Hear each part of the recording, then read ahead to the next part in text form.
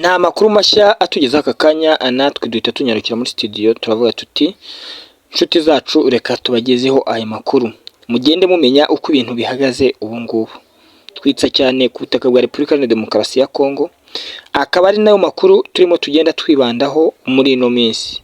Ikinyamakuru cyo ni Rwanda 24 News TV, nicyo kibakusaniriza aya makuru kikanayabategurira hanyuma mukayasanga kuri izo page nshya. Kuri izi page nshya z'imirongo y'urugamba muri Repubulika Iharanira Demokarasi ya Kongo tugiye kwinjiramo cyane duhite tubagezaho amakuru.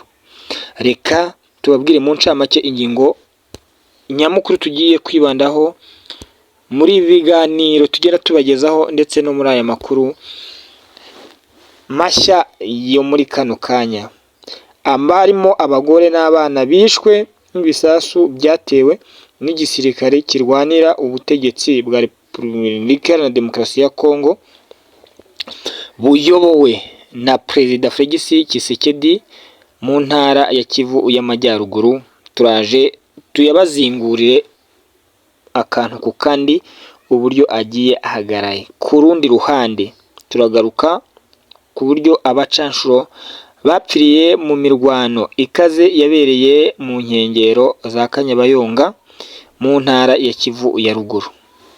Aya makuru n'ayandi menshi tutababwiye turaza tuyabavire imuzi n'imuzingo muri ano makuru tuba tumaze kugenda tubategurira, tugahita twinyabye muri studio hanyuma tugahita tuyabagezaho gatanu kuri gatanu. Inshuti zacu z'akadasohoka rero kandi subscribe, comment, share, like kugira ngo ubane natwe umunsi ku wundi, hanyuma natwe tujye tukugezaho amakuru asobanutse, amakuru adafifitse. Reka rero duhite twihuta tunyaruke tubagezeho inkuru ya mbere nkuko twari tumaze kubibabwira mu ncamake. Abarimo abagore n'abana bishwe n'ibisasu byatewe n'igisirikare kirwanira ubutegetsi bwa Perezida Felix Tshisekedi mu ntara ya Kivu y'Amajyaruguru. Ni mu mirwano yabaye ku munsi w'ejo hashize, aho ihuriro ry'ingabo za Repubulika ya Demokarasi ya Kongo byagabye ibitero biremereye cyane kuri M23, maze nayo yirwanaho nk'uko abari muri ibyo bice bagiye babitugezaho. Uwitwa Jazz Muhindo uhagarariye ishyirahamwe ridaharanira inyungu za politike yatanze ubutumwa bwanditse ku mbuga nkoranyambaga avuga ko amasasu yabasanze mu nzu yabo iri muri santere ya Butotwa yica umugore n'umwana, kandi amenyesha ko atazi iruhande na rumwe rwaba rwohereje ayo masasu. Ni ukuvuga ko ahangaha yasobanuye ko imirwano yashyamiranyije igisirikare cya FARDC ndetse n'inyeshyamba za M23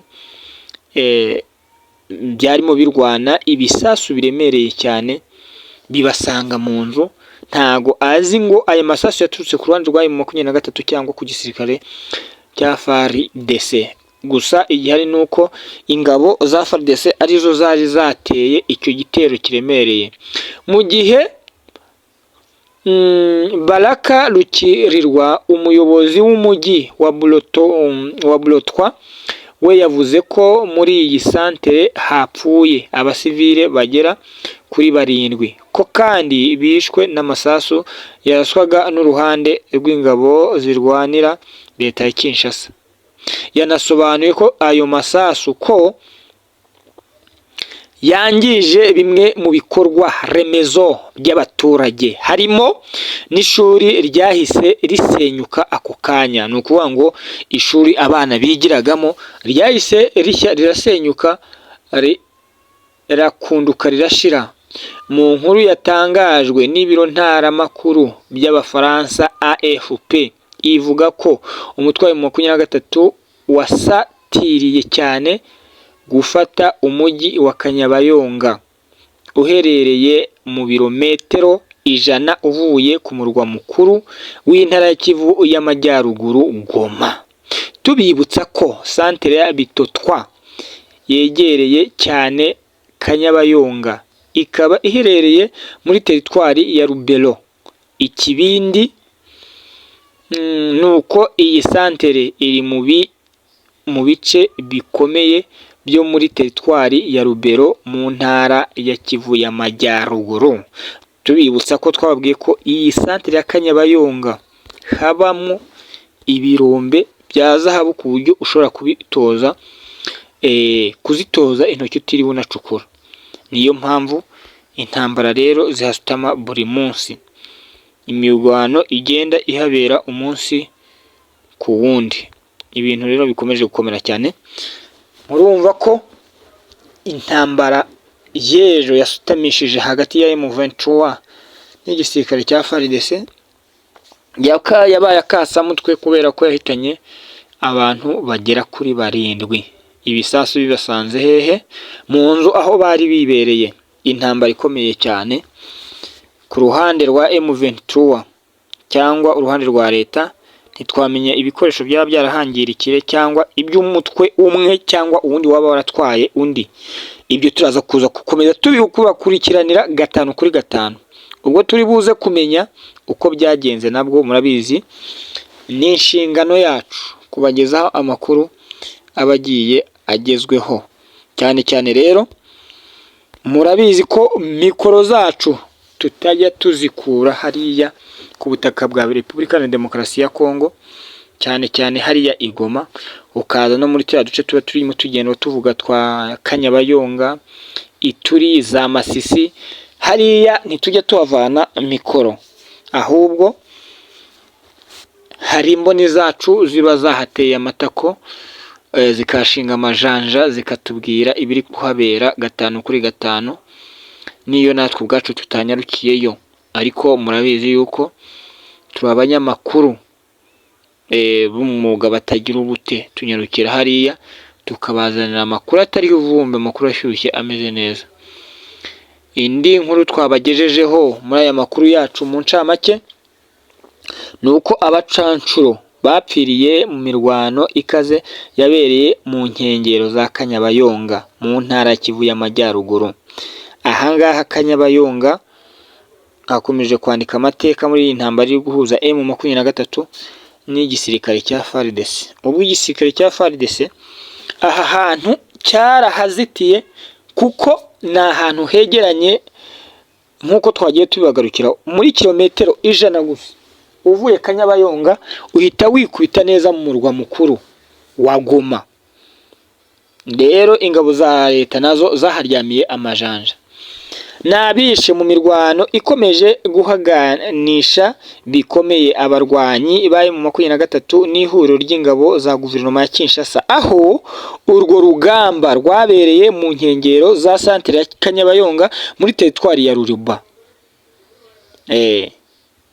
mu ntara ya Kivu y'Amajyaruguru. Biravuga ko kandi muri iyi mirwano iri kubera hafi na santere ya Kanyabayonga kw'abacanshuro bagera kuri 2 bakomoka mu gihugu cya Romania, undi umwe wo mu ngabo z'umuryango w'abibumbye MONUSCO ziri mu butumwa bwo kubungabunga amahoro mu burasirazuba bwa Repubulika ya Demokarasi ya Kongo. Naho 5 bo mu ngabo za leta ya Kinshasa bamaze kugwa muri iyo mirwano, mu gihe abandi benshi bayikomerekeyemo barimo nabo mu bacanshuro. Ibiro ntaramakuru bya France AFP byemeje aya makuru kandi bimenyesha ko biyakesha Minisitiri w'ububanyi n'amahanga wa Romania. Hari mu kiganiro yahaye ibiro ntaramakuru by'Abafaransa byagize biti, Minisitiri w'ububanyi n'amahanga wa Romania yavuze ko abasirikare 2 b'iki gihugu ko baguye i Kanyabayonga kandi ko abandi 2 bakomeretse, naho undi umwe wakomerekanye nabo akomoka muri kindi gihugu. Aya makuru akomeza avuga ko Imirwano yabaye kuri uyu wa gatatu ko yabereye neza mu gace ka Burotwa, agace gakora ku butaka bwo muri teritwari ya Rubero. Ni imirwano yatewemo ibisasu biremereye aho byarimo biraswa n'uruhande rw'ingabo za leta ya Kinshasa. Nk'uko byasobanuwe n'abaturiye ibyo bice, bavuga ko abasivile 3 bahasize ubuzima nyuma y'uko ingabo za FARDC n'abambari bayo barimo barasa ibyo bisasu muri santere rwagati ya Birotwa. Indi mirwano ikomeye yarimo ibera ku gasozi kabatseho umuyesi. Indi mirwano irimo ibera ku gasozi kari hafi aho ngaho kubatseho umunara wa Vodacom hafi na Burotwa mu ntera y'ibirometero nka 3 uvuye mu majyaruguru y'umujyi wa Kanyabayonga. Ni mutwemerere rero nshuti zacu zakadasohoka aya makuru tuyahumuriza ahangaha, tugusaba gukana subscribe, comment, share na like kugira ngo ujye ubana natwe. Wowe wamaze kubikora nawe turagushimira cyane, tugusabira umugisha ukomeye cyane ku Mana, tukubwira tutijya ubana natwe igihe kinini cyane, kandi tugusaba kureba inkuru yose uko tuba twayiteguye, kubera yuko hagati muri ino nkuru haba harimo amakuru menshi cyane tutegeze tuvuga, haba mu ncamake uko tugenda turambura amakuru, ukurikirana akantu ku kandi ujye wumva inkuru zacu uko zimeze. Amakuru yacu rero n'ubundi turakomereza mu bindi bice byo muri Repubulika ya Demokarasi ya Kongo, tugenda tubabwira uko ibintu bigiye bihagaze. Mwebwe rero abaherereye mu bihugu by'ibiyaga bigari turabasuhuje, abaherereye mu migabane yose y'isi namwe tubahaye karibu muri aya makuru. Mutwemerere rero twinikize tubabwire uko muri Repubulika ya Demokarasi ya Kongo uyu munsi byaramutse. Nuko ko Minisitiri w'Ingabo za Repubulika ya Demokarasi ya Kongo yagize ikindi yizeza abanyekongo ku kurangiza intambara ibera mu burasirazuba bw'iki gihugu, ndetse yigamba no kuyinesha. No kuvuga ko uyu muminisitiri yigambye no gutsinda ino ntambara irimo ibahuza n'umutwe wa M23 n'iki gisirikare ndetse n'ihuriro bagiye bafatanije. No kuvuga ngo hari ingabo nyinshi bagiye bafatanije, bagiye bashakisha kugira ngo zibatere inkunga babone uko barwana n'iki gisirikare. Minisitiri w'Ingabo za Repubulika ya Demokarasi ya Kongo yagize ikindi yizeza abanyekongo ku kurangiza intambara ibera mu burasirazuba bw'iki gihugu, ndetse yigamba kunesha ino ntambara. Minisitiri mushya w'Ingabo za Repubulika ya Demokarasi ya Kongo Kabombo Gayi Mwadiavita niwe wongeye gutangaza akoresheje urubuga rwe rwa X, avuga ko hari icyo agiye guhindura vuba na bwangu ku byerekeye intambara ikomeje kubica bigacika hagati ya M23 n'ihuriro ry'ingabo zirwana ku ruhande rwa leta ye, no kuvuga leta ya Kongo mu burasirazuba bw'iki gihugu cya Kongo. No kuvuga ko mu burasirazuba bw'iki gihugu cya Kongo uyu minisitiri yavuze ko agomba kuzana ibituma iyi ntambara ivaho burundu igahanagurika, arashyiraho izindi ngamba nshyashya, nibyo arimo atangaza. Aba barwanyi b'inyeshyamba za M23 baze kuva ku butaka bwa Repubulika ya Demokarasi ya Kongo. Umuminisitiri w'Ingabo za Repubulika ya Demokarasi ya Kongo yagize ati, urugendo turimo ndagira ngo mbizeze ko ruzagenda neza. Icyo nshaka kuvuga ni uko intambara ibera mu burasirazuba bw'igihugu cyacu tuzayitsinda byanze bikunze. Yashimangiye ko kandi ibi avuga ati, ku murongo wa mbere w'urugamba abasirikare bacu bari kwitwara neza kandi bari kugaragaza ubutwari n'ubushake n'ubushobozi, ndetse baratsinda kuko niwo umukoro bafite wibanze. Yakomeje avuga ko abasirikare ba FARDC ubu ngubu bameze neza cyane ku rugamba, bari kugenda batsinda inyeshyamba za M23, kandi akaba ari nabyo batumye, akaba ari nayo devoir bafite muri no minsi. Mu cyumweru gishize mu ntangiriro zacyo, Guy Kabombo yari yatangaje ko iyi ntambara ibera mu burasirazuba bw'igihugu cya Repubulika na Demokarasi ya Kongo azayirangiza mu minsi 100 gusa. Ni ukuvuga ngo ni amezi 3 arengaho iminsi 10. Wewe niko abiteganya. Reka turebe se uyu mutegetsi mushyashya ibi azabigeraho. Ndetse kandi avuga ko vuba abaturage b'iki gihugu bagiye kubona ibisubizo by'ibyo avuga. Ati mu minsi 100 gusa abanyakongo bazaba bamaze kubona impinduka ku ntambara ibera mu burasirazuba bwa Repubulika ya Demokarasi ya Kongo. Turi gukora kugira ngo duhashye umwanzi wacu. Iyi minisitiri mushya w'ingabo za Repubulika ya Demokarasi ya Kongo abivuze mu gihe M23 ikomeje kwigarurira ibice byinshi byo mu burasirazuba kw'iki gihugu. Ibice uwo mutwe umaze kuwuhoza ahanini biherereye muri teritwari ya Masisi, Rucuru, Nyiragongo, ndetse kandi uyu mutwe ufite n'ibindi bice wafashe byo muri teritwari ya Karehe mu ntara ya Kivu y'Amajyepfo. Inshuti zacu rero zakadasohoka, reka dukomeze tubabwira amakuru yo muri Repubulika ya Demokarasi ya Kongo, n'ubundi kubera yuko ntago twayatambuka cyangwa ngo tuyarenze ingohe tutayababwiye. Uyu mu minisitiri rero yakomeje avuga ko agiye gushaka uburyo akora iyo bwabaga izi ngabo zitwaje intwaro zikavaho. Andi makuru twabagarukiyeho ni uko umushumba mukuru w'idini rya Katolika ku isi, Papa Francis,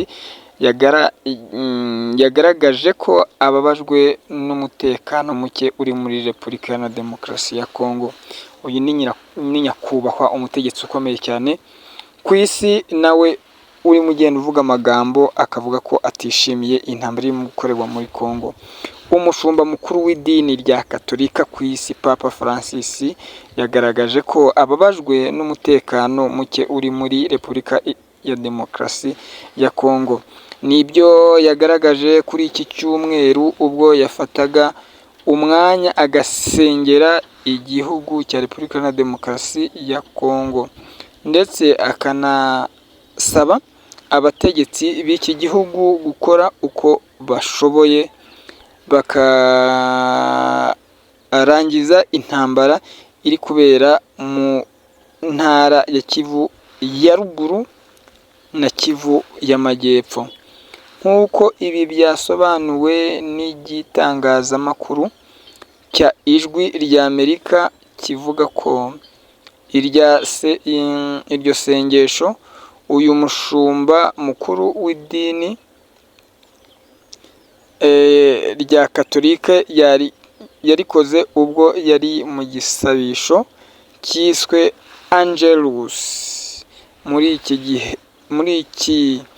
Muri iki gisabisho yasabiye amahoro ibihugu birimo Ukraine, Israel, Palestina, Sudani, nyamara ariko by'umwihariko avuga cyane Repubulika ya Demokarasi ya Kongo. Yagize ati amakuru y'ubwicanyi bubabaje bubera mu burasirazuba bwa Repubulika Iharanira Demokarasi ya Kongo akomeza kutugezaho. Ndasaba abayobozi b'iki gihugu cya Repubulika ya Demokarasi ya Kongo gukora ibishoboka byose kugira ngo ni ukuvuga ko igisirikare cy'iki gihugu kigomba gukora ibishoboka byose kugira ngo urugomo ruri muri iki gihugu ruhagarare. Ndasabye kandi cyane ngo abasivile babone amahoro, ariko bajye batanga amakuru. iryo rya jambo ry'umutegetsi wa Repubulika Iharanira Demokarasi ya Kongo. Yakomeje avuga ko abantu bakomeje kwicwa mu ntambara zibera muri Repubulika Iharanira Demokarasi ya Kongo, ko nubwo bari gupfa ari abaziranenge. Papa Francis yagize icyo avuga ku mutekano wa RDC nyuma y'uko kuri uyu wa gatandatu w'ejo hashize hapfuye abantu 7 bishwe mu gihe barimo bahangana n'abashinzwe umutekano mu myigaragambyo. Ni ukuvuga ngo ni imyigaragambyo yakozwe n'abagore bari barafungiwe umugabo. Abakoze iyo myigaragambyo bararikoroye, ni ukuvuga ngo abakoze iyo myigaragambyo bayikoreye mu mujyi wa Butembo, bayikoze bamagana ibitekerezo bigize igihe bihitana abantu, ibyo bivugwa ko bikorwa n'umutwe wa ADF NALU usanzwe wiyitirira admin. Ni ukuvuga ngo uriya mutwe usanzwe witwa usanzwe wiyitirira idini rya Isilamu, kandi bivugwa ko ibyo bitero byahitanye abantu barenga 100 barimo abantu 40 bishwe muri iki cyumweru dusoza mu masaha make ari imbere. Ni ukuvuga ngo ari imbere harimo kandi n'abagera kuri 80 bishwe mu cyumweru mu cyumweru gishize, aho biciwe mu gace kitwa Mayikengo. Inshuti zacu z'akadasohoka rero nimutwemera amakuru y'umunsi tuyasohoreza ahangaha, tuvuga ko amakuru yacu ari akagaruka risacacaho, kandi subscribe, comment, share na like. Wari uri kubona ikinyamakuru cyawe cya Rwanda 24 News TV. Mukomeze kugira impagarike n'ubugingo, kandi Imana ikomeze kubarinda. Caca.